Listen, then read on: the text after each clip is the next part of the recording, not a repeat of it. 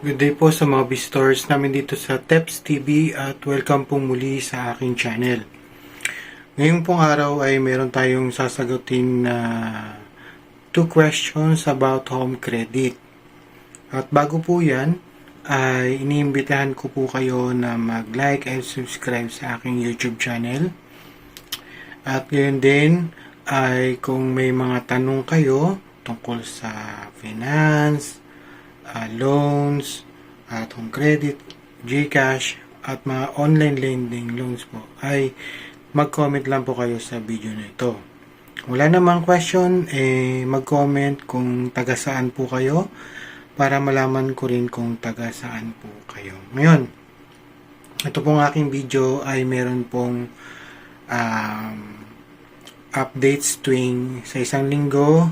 May dalawang updates po. Tuwing 8 a.m. ng Wednesday at Saturday. So, kung may mga questions kayo, maigi po na maitanong na po ninyo para baka sa susunod na aking video, mga future videos, masagot ko po ang inyong tanong. So, okay, na tayo, rekta na tayo dun sa sa questions about home credit. Ang tanong ay mula kay Amudi Barambangan 2395. Ang tanong niya ay, Boss, nagtangutang din po ako sa home credit 2021. Pwede ko ba bayaran ng buo? Mahigit 20k mabayaran ko ba agad? So, yes, natural. Gustong-gusto nga ng home credit na bayaran, lalo na matagal na yung utang mo, 2021 pa. Kaso, maaaring hindi na yan 20k. Kasi meron na mga penalties, may mga interest na dahil hindi ka nabayaran, baka hindi na yan 20k. So, ako, kung meron naman akong pambayad, kakausapin ko yung home credit. Sabihin ko na pwede bang mag-waive or alisin na yung mga penalties at ibang mga interest para mabayaran yung aking utang. So, siguro baka 20k tas konting dagdag para ma-zero balance mo na yung utang mo sa home credit. So, madali lang naman, lalo na pag ganyan, may pabor din sa kanila yan kung magbabayad ka ng buo.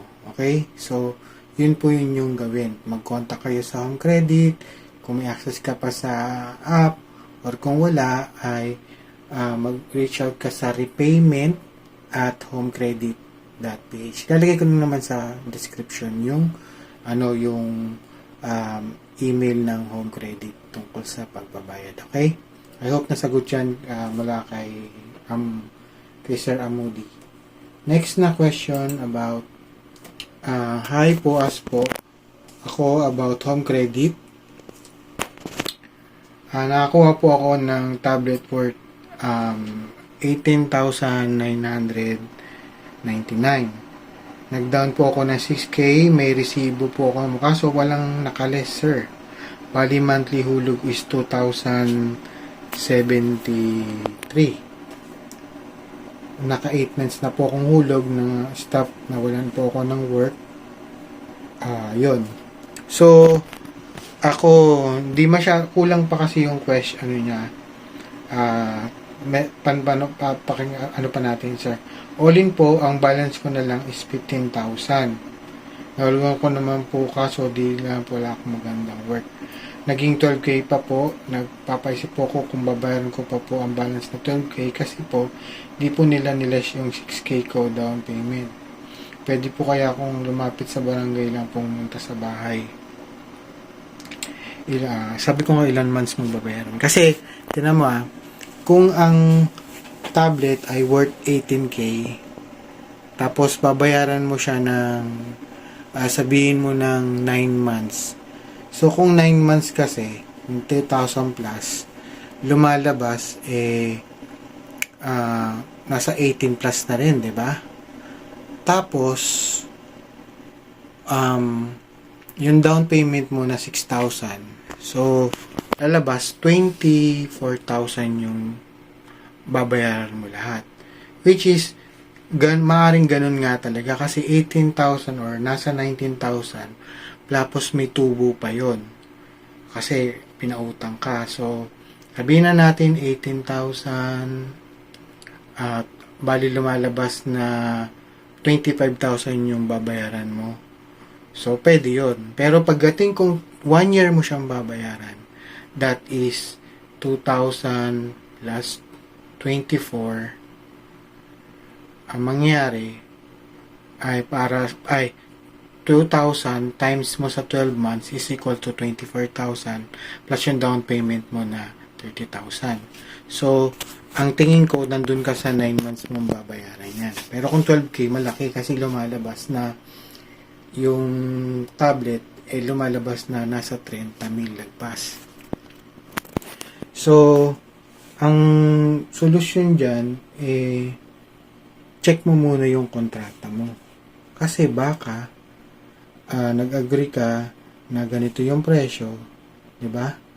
Ngayon, kung hindi talaga niles yung 6,000 doon sa usapan nyo, mag-i-email ako doon sa Home Credit, yung info at Home Credit, support. O, alamin ko naman, send ko na lang yung sa description. Tingnan mo. O, yun na lang siguro sa repayment at homecredit.ph. Tanungin mo kung magkano yung totoong balance mo. Una, tingnan mo muna yung resibo mo. Kung na-minus nga yung 6,000, double check mo. Tapos yung kontrata. So, meron niya yung PDF version na sinesend. Dati kasi meron parang papel na nakaprint. So, tingnan mo kung magkano yung worth ng total talaga na babayaran mo. Kung 25,000 ba? Or nasa around 30,000 plus. So, assuming na nasa 9 months mo lang siya babayaran.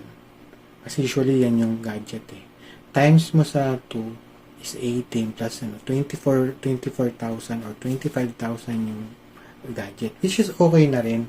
Kasi din naman talaga malaki kita. Kaso, dahil meron kang hindi nabayaran, chances baka may dagdag na yun, penalty, yung interest, tumubo pa na uli na interest, kasi pinatungan ka ng penalty fee, at yung mga tubo pa na hindi mo nabayaran. So, medyo malaki-laki. Pa-compute mo na lang, tapos, kung meron ka ng pera, pwede ka makipag-restructure. Usually, kung baka pumayag, kung halimbawa, ang utang mo 15,000 na lang halimbawa or 12,000, magbayad ka ng 6,000, tapos yung natitira, humingi ka na lang ng monthly, sabihin mo ng 1K per month, bayaran mo ng 6 months. So, para mabuo na lang sa layon na masiro yung balance mo. Diba? So, yun. Ano yung sinasabi ko ulit sa summary? Double check yung resibo, yung kontrata, kung nabawas pa, mag-reach out sa prepayment, kung magkano yung total na balance pa. Kung hindi talaga niles, ang gawin mo ay mag-tag ka ng DTI. So, share ko rin naman yung email ng DTI para makita nila yung conversation at pag-reply ng Home Credit. Diba? So, I hope nasagot natin yung problem mo. Pero kung may tanong ka pa, ay mag-reply ka dun sa tanong ko kung ilang months ba nabayaran at iba pang mga detalye kung napanood mo ito. Okay? So, yun lang po. Meron tayong dalawang question na nasagot mula sa Home Credit. I hope ay nakatulong tayo sa kanya.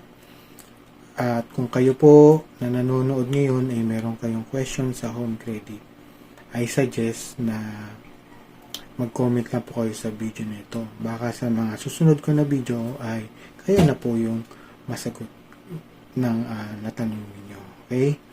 So hanggang dito na lang po at marami pong salamat.